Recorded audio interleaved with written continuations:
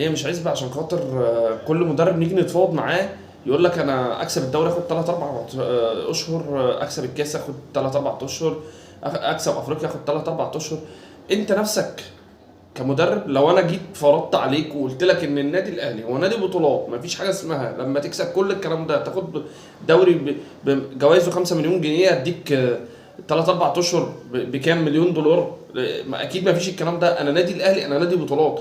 لازم يتحط في العقد ان انا اقل حاجه ما ينفعش اطلع موسم صفري. اقل حاجه لو 5 6 بطولات في الموسم على الاقل اخد منهم 50%، نص بطولات الموسم ده على الاقل لو ما خدتش. لكن ما تجيش تقول لي كده، لان انا لو حطيت لك لائحه عقوبات لو خسرت بطوله واثنين وثلاثه هتيجي تقول لي لا انا ما يتخصمش مني شهر واثنين وثلاثه عشان اكسب بطوله.